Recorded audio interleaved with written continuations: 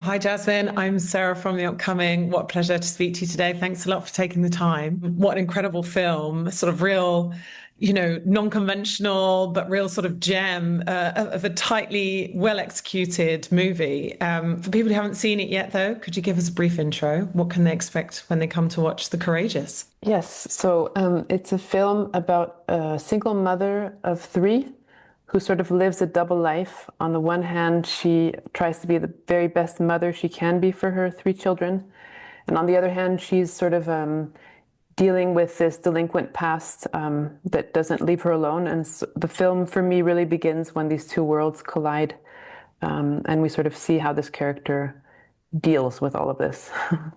And I understand it's a debut feature. What gave you the initial seed of the idea? Was it the setting? Was it the idea of it being this single mother kind of reigning against the system? The character itself? What was the first spark of the idea? It's difficult to say the first spark because it really is a film that was written in layers over many years, but there is a lot that comes from my life, but sort of not necessarily, it's not autobiographical. So there are sometimes scenes or little moments or images. I'm a mom myself. I grew up with a mother who was not at all like this character, but has some of these qualities. And I really wanted to sort of talk about this image of motherhood and what a good and loving mother is, and to deconstruct the way that we often see these characters on screen. So I wanted to sort of challenge the audience with perhaps another way of looking at others. And I felt like it wasn't only the protagonist herself that seemed to sort of defy stereotypes or sort of rail against convention, but the sort of form of the film itself. You sort of hide as much as you reveal, and there's a real kind of almost like we're watching a thriller to the sort of the pace and the tension. And as time goes on, I feel like more questions are raised than answered. So was that an idea you had right from the beginning, to kind of leave the audience in this space of ambiguity, and a bit like in a horror where the monster's not revealed? Sometimes your imagination is filling in a lot of gaps. So how did you kind of come up with that look and feel of the film? Yeah, I think that really was important to us, my co-writer and I, Julien Buissou, that we really wanted to tell the story in a way that was as unconventional as the character, and to sort of drop the audience into this world without giving them like any marks, not telling them, who is she, where does she come from, where is she going, but sort of almost like we are one of those kids in the film. We're just trying to figure things out as the story advances. I think I sort of knew that there was this element of a thriller, but it sort of came to the surface more in the editing, I feel like.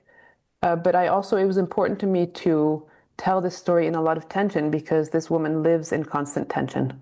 So the form had to sort of underline that. And I felt like the setting as well sort of played into that. Like I feel like in a lot of sort of horror films, nature also plays a role. How the camera cuts to the trees or the mountains. Sort of people have that feeling with nature that it's something that can be at once very liberating, but also sort of quite imposing and quite daunting. A bit like, how they are, the sort of liminal space this family lives in, on the outskirts of society, but trying to blend in. So how important was this town setting and it sort of being surrounded by nature in that way? Yeah, it was extremely important to me that she sort of is in this small place that, I mean, you feel how confined she feels. Also, the mountains sort of are like a framework that, she's not very free. And nature to me sort of was a type of, I don't know, an image that would allow her, it was like a reminder to her to try to free herself from all of these societal constraints around her. And I tried to sort of build in nature in that way, that it was sort of calling to her as sort of a reset, telling her sort of to let things go and to sort of find another, maybe more authentic way to live her life. So yeah, the setting was really important to me, and we chose this part of Switzerland that actually Swiss people find very ugly. The rest of the world finds it very beautiful, but it's sort of one of the only corners in Switzerland where I feel like there's a lot of sort of wildness. Things are sort of less in control because it's a country that is very in control all the time. And this character sort of needed some of that. And there's something very sort of specific and authentic about the different spaces that we enter into, you know, kind of the diner, the kid's birthday party, the supermarket. Was it really important to kind of capture that? Because often in movies, everything's a bit too glossy, isn't it? But these are sort of the really sort of everyday mundane spaces that a regular person finds themselves in. Yes, exactly. That was really important to me. And I think also because I grew up partially in the US, I was sort of looking for, I think, this cinematic sort of indie American feeling in this Swiss landscape. So I feel like that's sort of what came out, these diners and these sort of places that are very sort of worn down, but they have a lot of charm. That was important to me to sort of find for the film. It's become so cliched, I guess. And I sort of think we probably have partially moved past this idea of, you know, okay, let's finally have some complex, strong female characters that go against some of those Hollywood stereotypes we've all been fed growing up. But do you still feel like there are some taboos to be broken, perhaps more specifically in the portrait you've created here, in the way we can see her as a sort of anti-heroine, particularly the role and the figure of the mother? Because I feel like just as much as we kind of are behind her all the way, we see how flawed she is, and although she's very sort of affectionate and loving as a mother, she also makes mistakes and is very rebellious. So how did you see this character, and kind of what did you want to do with the portrait you create? Yeah, I feel like there still is so much work to do with female characters in film, and especially mothers. I feel like there's still so much stigma. So I really wanted to sort of work on that and deconstruct that and talk about what makes a mother a good mother. You know, does she have to be completely moral and or not? Or can we accept someone who really breaks all of the rules and lies to her kids and still see that she's doing her best?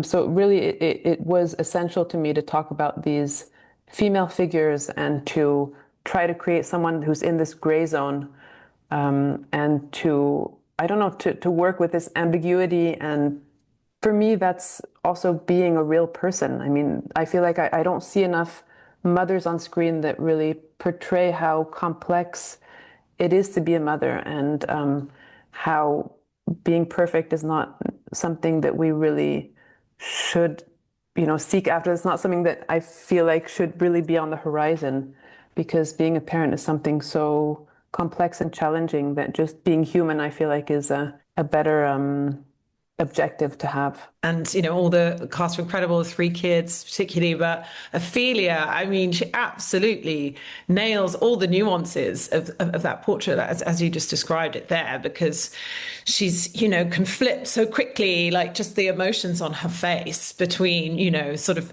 being able to blend in, playing the role she's supposed to be playing, and then this underlying fierceness and spirit that she has. What was it like seeing her bring that character to life?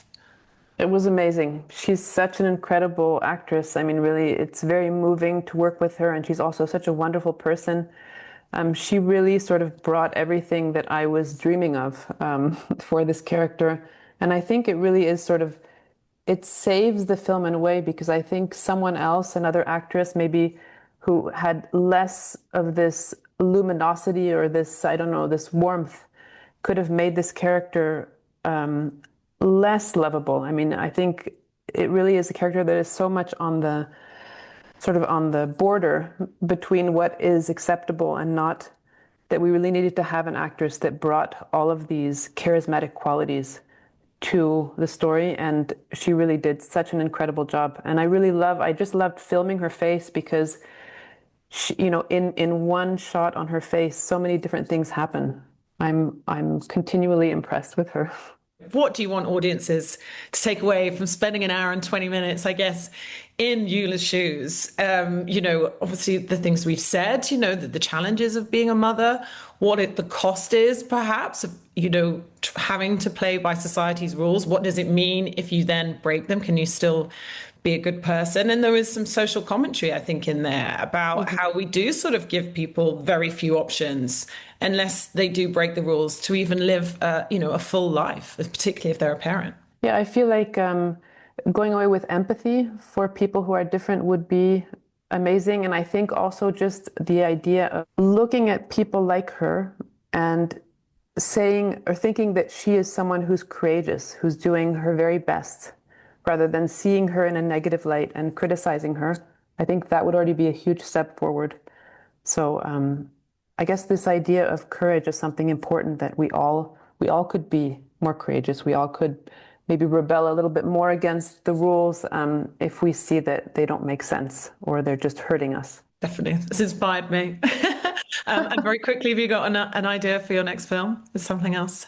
Yes, Brewing? I'm working on my next feature, but development about a woman in her 50s who starts to live her life after a very sort of banal existence. And just to sort of give back power and beauty to that moment in a woman's life when most people think it's over. Amazing. Well, I absolutely love The Courageous. Can't wait for everyone else to see that and can't wait to see what you do next too. Thanks so much, Jasmine. It was so Thank you good to so chat much. to you.